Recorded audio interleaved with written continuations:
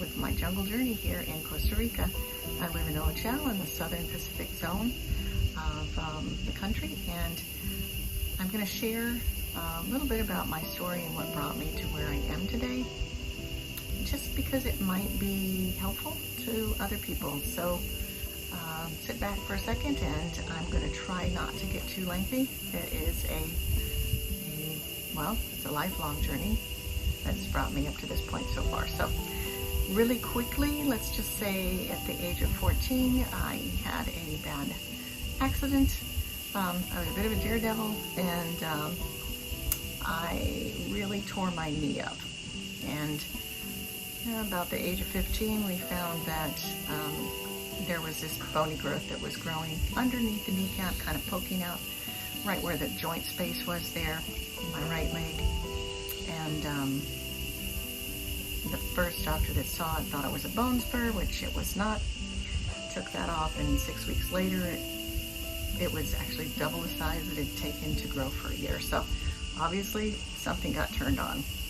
And it was a divine connection that brought me to one of two surgeons in the country that could actually deal with this type of cancer. It was a rare form of bone cancer. And this physician, his name was William F. Enneking, and he was working in Gainesville, Florida at Shands Teaching Hospital.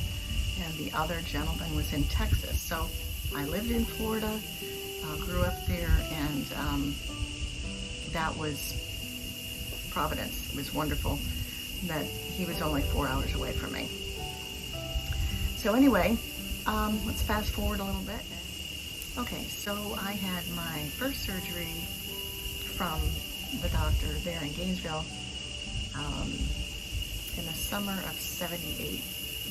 And what they had to do was actually remove a good bit of my leg. I was given the option of either having an amputation or this new surgery that they had just developed, which involved taking out the entire knee joint, lower portion of the femur, top part of the tibia.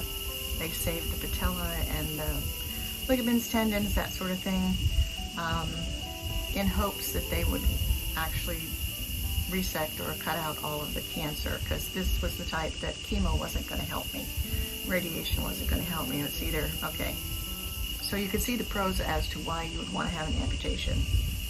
Being 15 going on 16 when I first found out, it was not something that most people would want to have a young kid make a decision about, but that is what the doctor knew needed to happen, because nobody could be responsible for that except me. And when I made the decision, it happened really quickly. I knew what to do. I was sitting there in the exam room, and I had an overwhelming sense of peace. It's the only thing I can describe it as.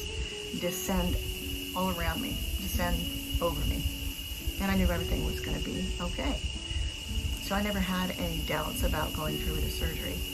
And the first surgery was 8 hours, and there was a complication, so they had to do another one, and that was 12 hours.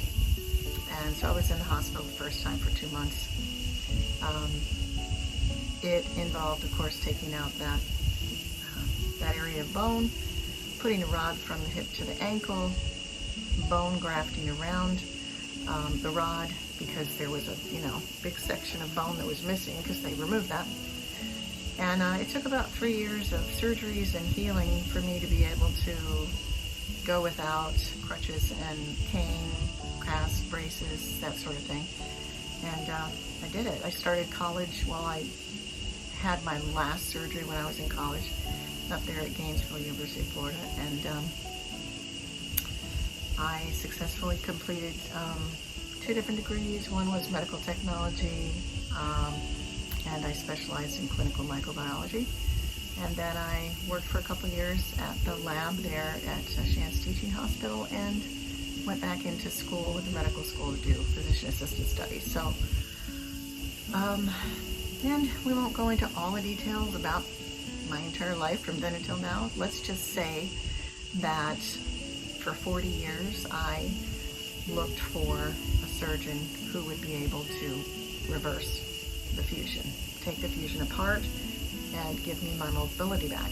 And that's what the original surgeon set the leg up for. He saved the kneecap and the tendons, that sort of thing. And in that time, of course, atrophy was crazy. The brain adapted and realized that there was nothing that would bend there anymore. It was just a straight limb. And all the surgeons, the orthopedic guys that I'd seen over the years, everybody said no, it was it was stable. Why reverse that? We can't imagine why you would possibly want to have a bendable knee again. So, and take the risks of going through surgery again. That's kind of what they were thinking. But anyway, so a couple years ago, again, divine connections came together, and I was now at this point having a mobile medical aesthetic business of my own. So I was doing dermatology and some minor plastic procedures and things, and I would go to doctors' offices and people's homes and that sort of thing, and do these minor kinds of aesthetic procedures. And I was invited to go over to a friend's house to do some services for a physician's wife, and she was also a physician.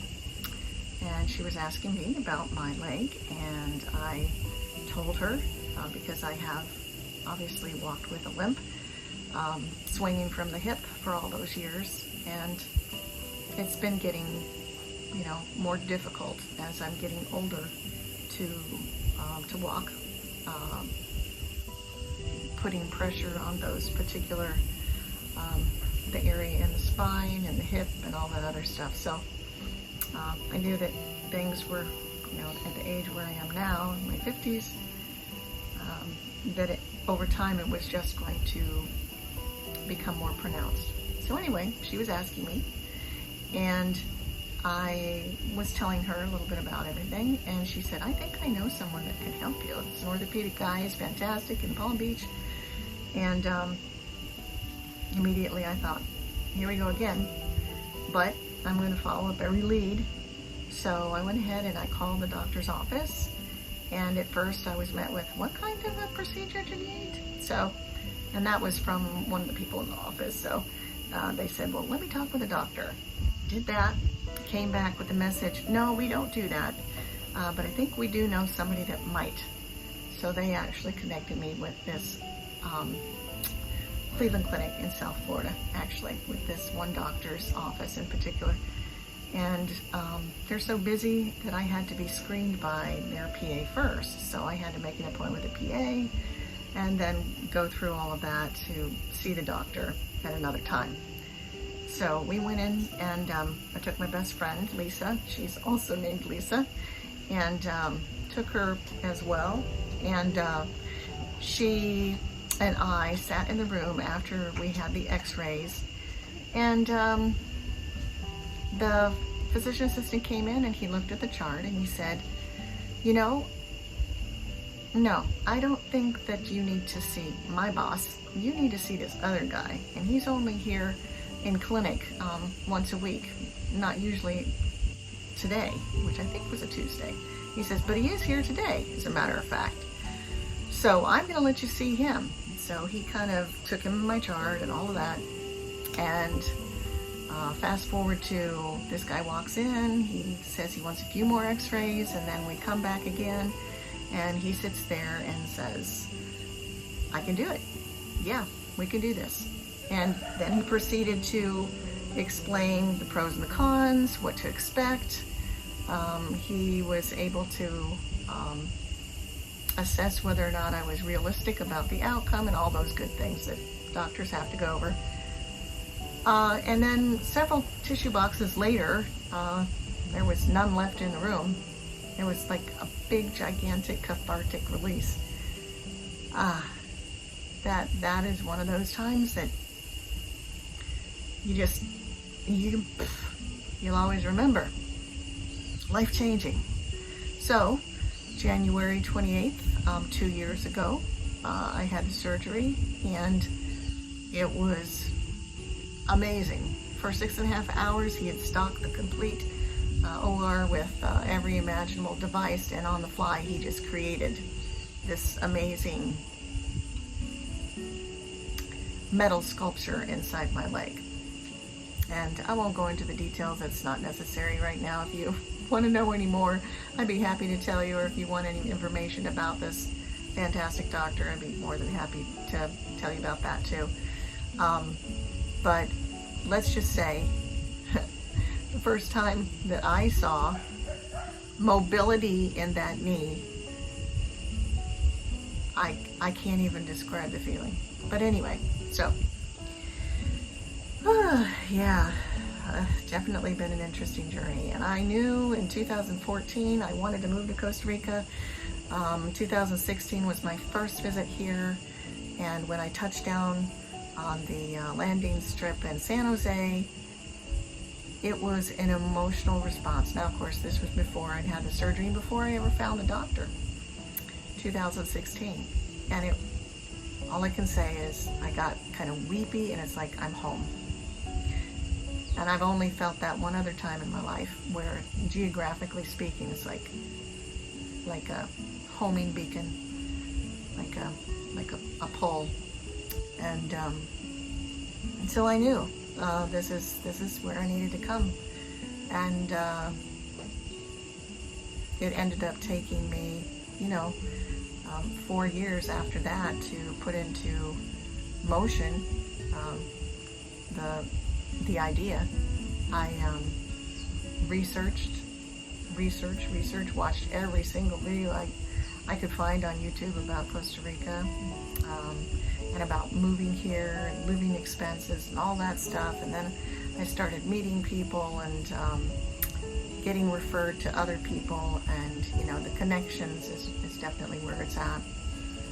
So I'm here, and there's so much more to the story, but I wanted to just kind of give this synopsis and let you know who I am and where am I coming from, and why am I doing this channel. I think I can sum that up and say, for the sheer fun of it, of course. My enjoyment, I hope, translates and is enjoyed by you as well, that it's inspiring. But also the message is, don't give up on any of your dreams. I don't care if it's 40 years or longer. There's always a way. And I've talked with many people that also are looking at whether it's moving to another country, or whether it's to come here, or whether it's to start a business, or whatever it might be. And we all have people in our lives that we call naysayers, right? Folks that for one reason or another, and typically it's their own fear about venturing out and stepping out and doing something that most of us look at as risky, they're afraid for us, or they're afraid for themselves.